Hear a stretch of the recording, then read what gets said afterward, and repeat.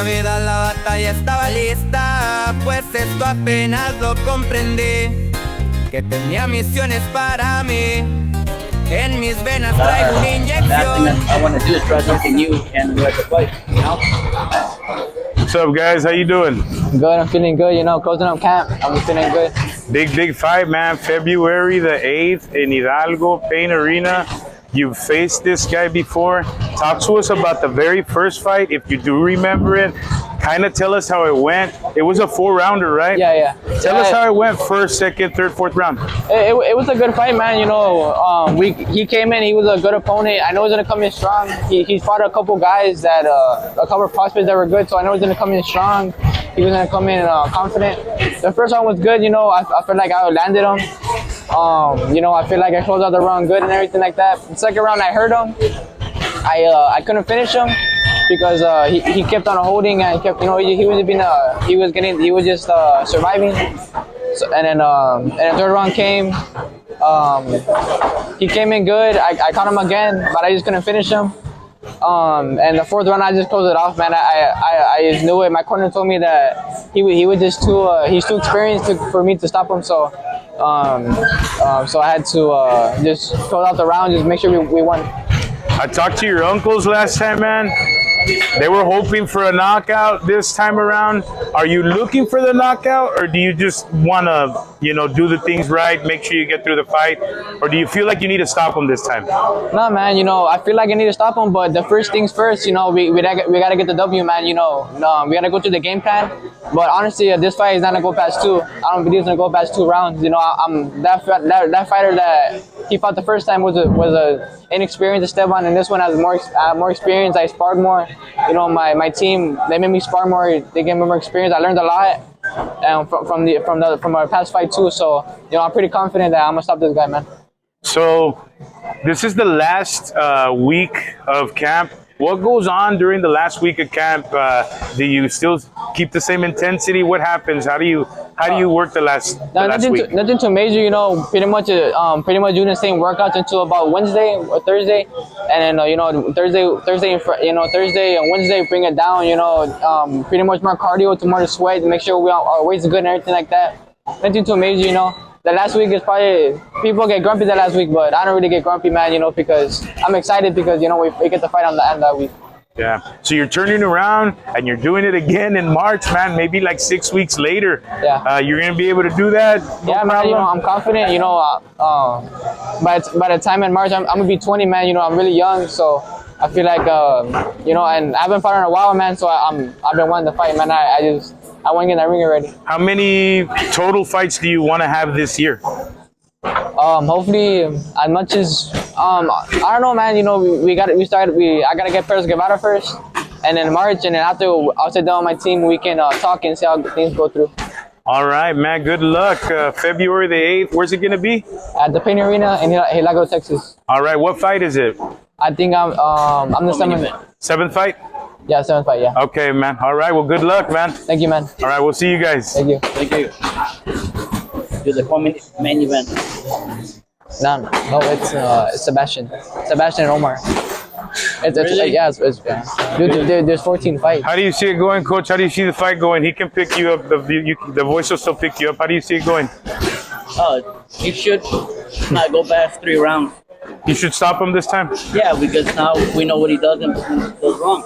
Yeah. When you fight somebody for the first time, I mean, you don't really have anything except for the YouTube videos. And sometimes you can't get nothing out of it. But yeah, I'd say that by the 3rd round. Yeah. Esteban's a young fighter, getting a lot of experience. What do you say, since he's been here at Bad Boy, that you've seen that he's improved on? He's improved on his counterpunching. Counterpunching? Counterpunch, which is the most important thing in boxing. And he's hitting a lot more using his body weight, and he really hits hard for him. Yeah. You know, I've had a lot of fighters, and I've had guys at 122, 126, and he's still hitting up.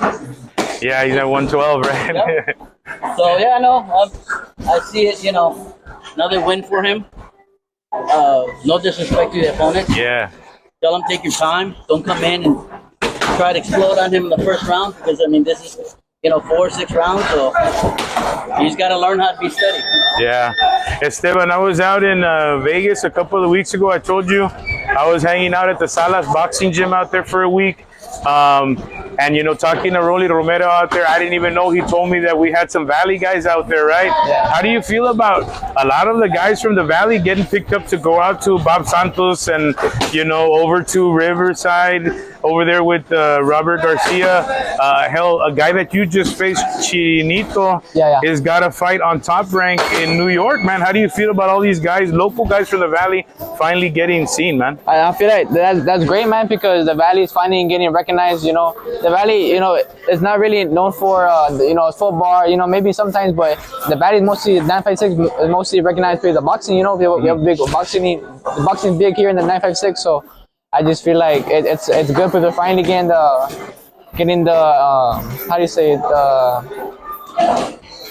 I don't know how to say it.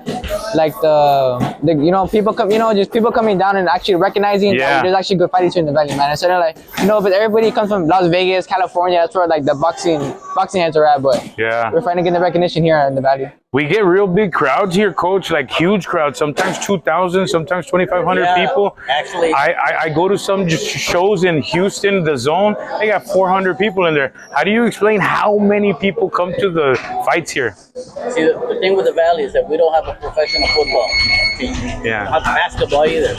We don't have not too many sports. But if you can ask anybody, any promoter, about 96 to 98% of the people that actually go to the fights are Hispanic. They just love the fight, and the Valley has gotten a lot better with really good fighters, really good coaches, a lot of them. Yeah. Coaches. 10 years ago, nobody knew who the Valley was. Yeah. And then you got Robert Garcia, you got Raul Cáceres, you have the other kids from Bronzeville, and of course, the Western kid. Yeah. Yeah, I've known them since they were this little. I saw his dad, do so much training and so many things for him, and I'm happy for him. Yeah. Because, he really put his heart in it. Yeah. And sometimes coaches don't get recognized, but man. I think we have a lot of talent here. It's good, man, and it's a hot time, and it's a great time for you, man. Good luck in your career.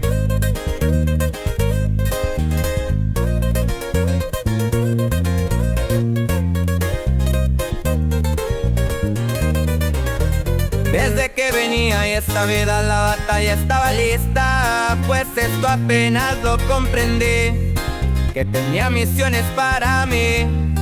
En mis venas traigo una inyección y esa adrenalina para la acción. Mi primer pelea fue al nacer, pues entiendo me faltó crecer. Fue mi primera vez en el ring, pero dicen nunca me rajé. Nada ha sido fácil, pero sé que se sufre para merecer. Antes de seguir con esto lo diré, y con orgullo quiero mencionarlo a él. Fue un guerrero en el boxeo, historia la sé, pues mi nombre lleva un poco el sello de él.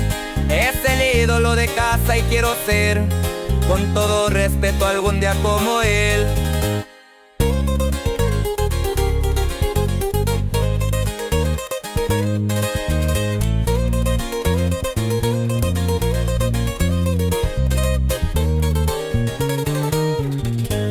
Con orgullo soy de Texas, traigo a México en el alma.